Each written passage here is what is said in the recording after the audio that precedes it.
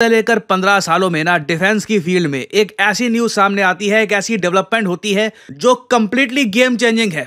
इसकी वजह से पूरे डायनामिक्स, पावर डायनामिक्स बदल जाते हैं। और रिसेंटली ऐसी न्यूज सामने आई है कि चाइना पाकिस्तान को 5th जनरेशन फाइटर जेट्स देने वाला है। एक नहीं, दो नहीं, टोटल 40।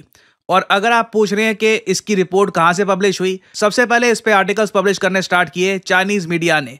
उसके बाद पाकिस्तान में लोगों ने खुशियां मनानी स्टार्ट कर दी कि 40 5th generation stealth fighter jets, चाहे चाइनीज मेड भी क्यों ना हो, अगर आने वाले 2 सालों में पाकिस्तान को मिल जाते हैं तो टेक्निकली पाकिस्तान के पास बहुत सारे फाइटर जेट्स होंगे जो भारत के पास भी नहीं है। आपको समझना होगा, हर जगह ये आपको आर्टिकल्स इस टॉपिक पर इसलिए दिख रहे हैं क्योंकि भारत के पास भी अभी के लिए जो सबसे ज्यादा एडवांस फाइटर जेट है वो कौन सा है?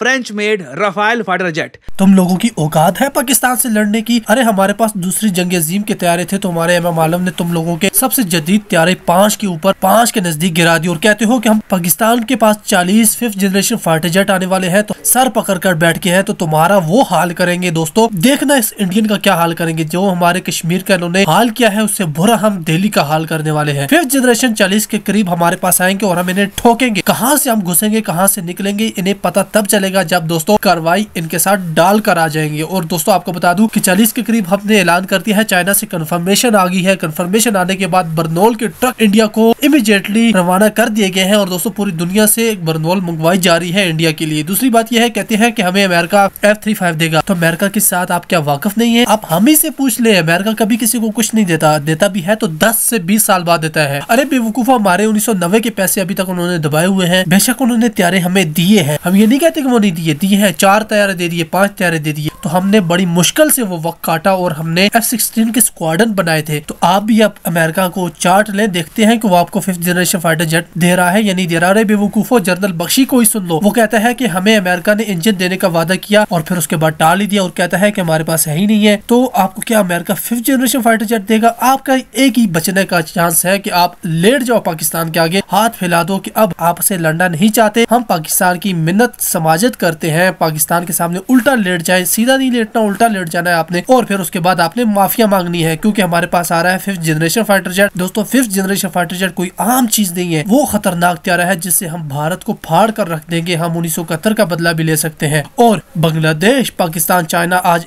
एक कदम पर है। भारत की चीख है, आपको आगे भी सुनाता हूँ, आपको पता चलेगा कि ये मैटर कितना सेंसिटिव है। ये हुकूमत से डिमांड कर रहे हैं कि आप इमीडिएटली डिफेंस बजट इंक्रीज कर लीजिए। अरे बेवकूफो, डिफेंस बजट इंक्रीज करके करोगे क्या? कौन सा दुनिया में आपको 5th जनरेशन फाइटर जेट देगा? क्या रशिया देगा? रशिया का Su-57 कब तैयार हुआ? 20 से तो उसकी टेस्ट फ्लाइट शुरू हुई है, वो कब तैयार होगा? और टेस्ट फ्लाइट शुरू हुई है जो हम खरीद रहे हैं उसकी 2012 से, अभी तक वो टेस्ट हो रहा था। तो वो इतना कीमती और दोस्तों इतना खतरनाक त्यारा बनकर सामने आया है कि जिसकी हम आपको बता नहीं सकते वो पाकिस्तान के पास किस कदर खतरनाक टेक्नोलॉजी आने वाली है। लेकिन अब इन्हें बर्नोल लगाना जरूरी हो चुका है। नाउ रफाल फाइटर जेट भी ना 5th जनरेशन फाइटर जेट नहीं है। रफाल फाइटर जेट को भी हम एट मैक्स कहते हैं 4.5 जनरेशन फाइटर जेट।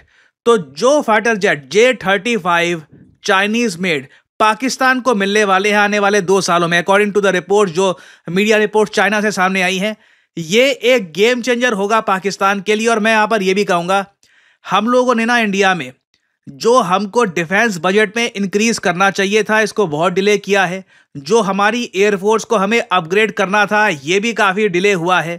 अब हम ऐसी स्थिति में पहुंच चुके हैं कि पाकिस्तान जैसा देश, it is very much possible कि पाकिस्तान जैसे देश के पास भारत से पहले 5th जनरेशन फाइटर जेट आ जाए। और अगर यहाँ पे आप सोच रहे हैं कि 5th जनरेशन फाइटर जेट में ऐसी क्या खास बात है, तो मैं आपको समझाता हूं। 5th जनरेशन फाइटर जेट को एक चीज बहुत यूनिक बनाती है, वो है स्टेल्थ। देखिए, जो 4th जनरेशन फाइटर जेट थे, 4th जनरेशन फाइटर जेट में आता है F-16, MiG-29। F-16 तो भारत के पास नहीं है मगर MiG-29 है। ये सुखोई के वेरियस फाइटर जेट्स, ये सब 4th जनरेशन फाइटर जेट्स हैं।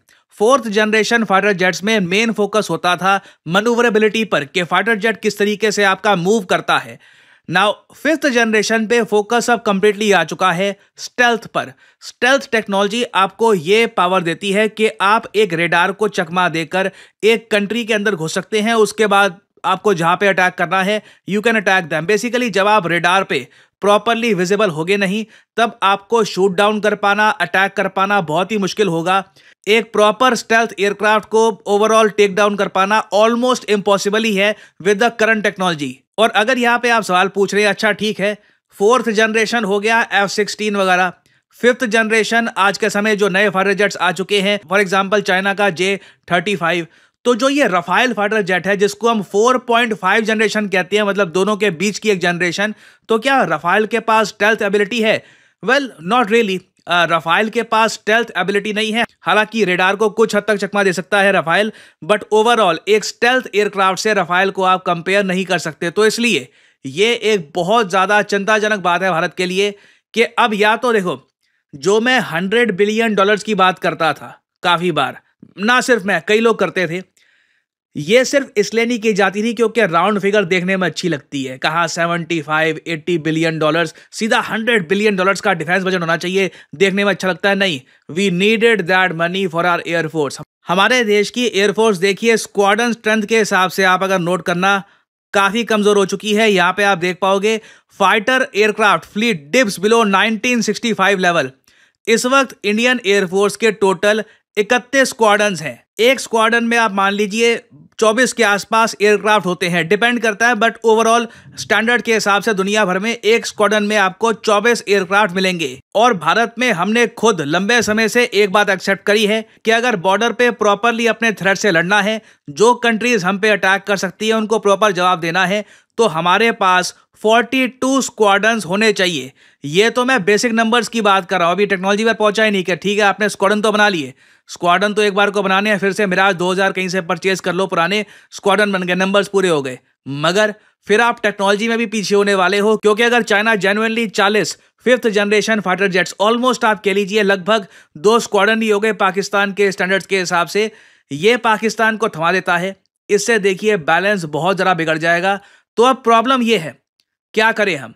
क्या 2 साल में खुद का 5th जनरेशन फाइटर जेट बनाए, जिसकी पॉसिबिलिटी काफी कम है, या फिर इमरजेंसी बेसिस पर भारत को भी 30-40 5th generation fighter jets purchase करने होंगे? मुझे जो सेकंड ऑप्शन है ये अभी के लिए ज्यादा रियलिस्टिक लग रहा है। रीजन मैं आपको बहुत ही सिंपली यहां पर ये बता सकता हूं, क्योंकि 5th जनरेशन फाइटर जेट जो भारत बना रहा है, जिसको अभी के लिए हम AMCA कहते हैं, एडवांस्ड मीडियम कॉम्बैट एयरक्राफ्ट, इसको देखिए मास प्रोडक्शन में आने में ना 2035 तक का टाइम लगेगा।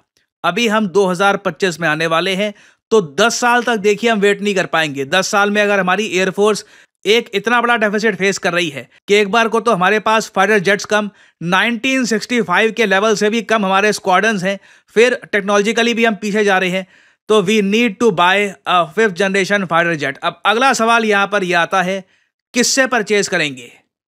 गिनती का देखिए हमारे पास 2 ऑप्शन ही हैं। वेल, टेक्निकली 4 ऑप्शन है, मगर मैं आपको समझाता हूं। दुनिया में आज के समय सिर्फ United states of America, China, Russia और कुछ हद तक आप कह सकते हैं साउथ कोरिया, इन्हीं कंट्रीज ने 5th जनरेशन फाइटर जेट बनाए हैं। एक्चुअली साउथ कोरिया का जो KF-21 फाइटर जेट है, ये भी अभी बन ही रहा है, मास प्रोडक्शन में आने में इसको टाइम लगेगा। तो ऑब्वियसली हम चाइना का फाइटर जेट तो परचेज नहीं करने वाले।